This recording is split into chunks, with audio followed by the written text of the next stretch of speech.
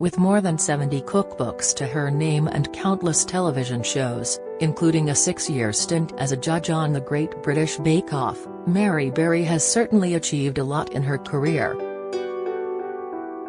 And at the age of 87, having spent more than 5 decades doing what she loves, she still shows no signs of slowing down, quipping, "There's plenty of time to rest in heaven." But while Mary is a national treasure, brilliant cook and an all-round icon to her many millions of fans, when she's at home she tells us that she's simply a wife, mother and grandmother, and that life is pretty run-of-the-mill.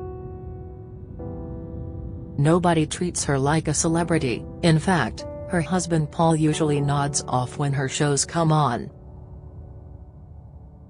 "My family do watch my series, but my husband usually falls asleep during them. Interestingly, he doesn't when it's rugby or cricket," she says, dryly.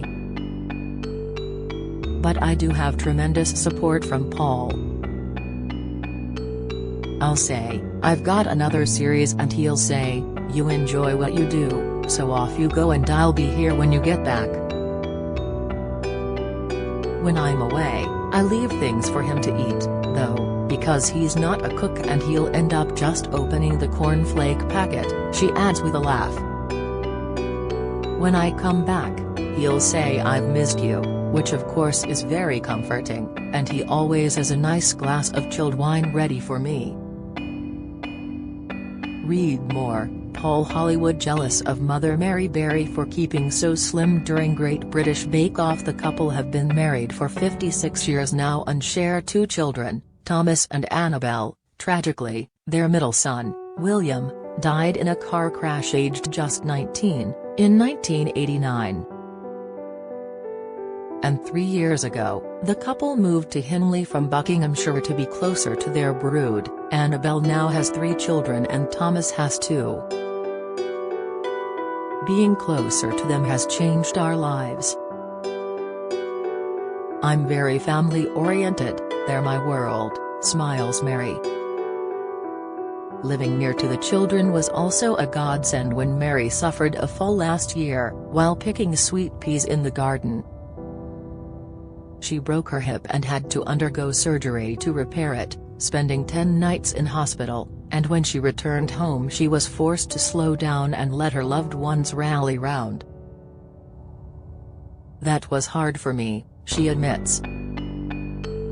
"I remember the doctor telling me that the recovery would take around a year and a half, and I thought, not for me. But he's right, I still have quite a way to go before I'm fully healed.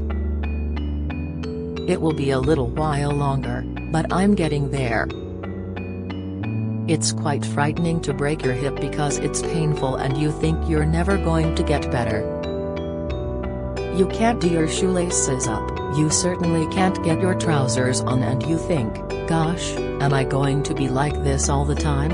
Thankfully, with the help of physiotherapy, she was able to return to work a few months later, and she's relishing being busy again, admitting that, although her family is her focus, work is also imperative to her happiness. "I'm very privileged to still be doing the job that I love, and I really don't think about age. I keep busy because that's what I like to do. I'm not keen on lounging around at home and doing nothing," she says. Mary began her career in the 1960s, when she was appointed cookery editor of Housewife magazine and later Ideal Home, following training at the Cordon Bleu in Paris and Bath School of Home Economics. Then, in the 70s, she launched her TV career, appearing on Afternoon Plus with Judith Chalmers. She continued writing books and filming television series for the BBC from her home in Buckinghamshire through the 80s, and in the 90s she launched her AGA Workshops, a cookery school at home, teaching 12,000 visitors over the course of 16 years. Since leaving her role as a judge on Bake Off in 2016, when the show moved to Channel 4, she's gone on to front her own series, such as Mary Berry Every Day, Classic Mary Berry and Mary Berry Simple Comforts. This week, she returns to our screens with a new series called Mary Berry, Cook and Share, in which she'll whip up fare that's ideal for eating with friends and loved ones. Over 6 episodes, she'll give us fuss-free recipes that will work for big celebrations as well as intimate meals for 2, and explore how food can bring communities together. We are much more informal than we used to be.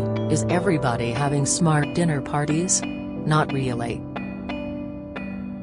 We're more casual these days and it's all about sharing platters, so I thought that focusing on food you can eat together would be perfect, explains Mary. Showing that she still has plenty of energy, she travels to some of her favorite UK destinations, including Scotland, where she dishes out hearty fare to the Edinburgh Marathon runners and visits Edgbaston Cricket Ground in Birmingham to serve a nutritious salmon dish to England and Yorkshire cricketer Jonny Bairstow. She also has fun at Wilderness Festival in Oxfordshire, where she samples the food on offer and does some cooking of her own. I really had a good run around in Britain, doing all sorts of things, she says, adding that it was such a relief to be able to travel again, post-pandemic. It's wonderful to get out now, because I'm quite ancient and so is my husband and we were very much housebound during the pandemic. But I can't complain because we've been very lucky. Mary and Paul's only close call with COVID came last Christmas. I hosted on Christmas Day last year and I remember my son's family arriving at the door and saying, "We've just tested positive for COVID." So I quickly carved the turkey and made up a sort of picnic for them, put it in a box and they took it home. It was lucky that they had just tested, before coming over, but it was sad and there were tears from the children, says Mary. To make up for the letdown, Mary is hoping this Christmas will be bigger and better, and although we're only just heading into autumn, she talks excitedly about her 2022 festive plans. Because Paul and I hosted last year, we'll either be at my daughter's or my son's, and I'm looking forward to all of us hopefully being together, she says. I'm also going to be doing another Christmas program, because I always do one. We're still at the stage of chatting about it, but it'll probably be a fairly classic program, because that's what I know, and that's what my own family love. Given her hefty workload at an age when most people would have long since retired, Mary certainly seems a driven person. But she dismisses the idea and says it's simply that she loves what she does. My prime objective is to share my love of cooking and to make it accessible. My recipes aren't complicated, they don't have too many ingredients and they have simple methods. I want to encourage people to enjoy cooking in their own home as much as I can, she says. And on the subject of her being a national treasure, she laughs. I don't think of myself as a celebrity or national treasure. But I always take it with goodwill and say, "Thank you very much," she says.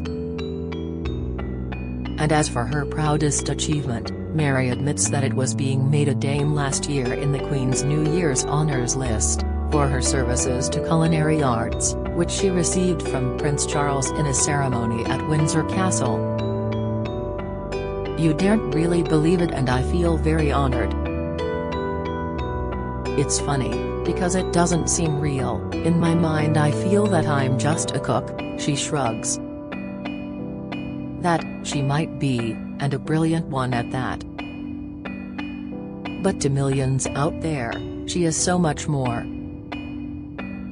Mary Berry, Cook and Share is on Wednesday at 8 p.m. on BBC Two and her tie-in book, BBC Books, £26, is out now.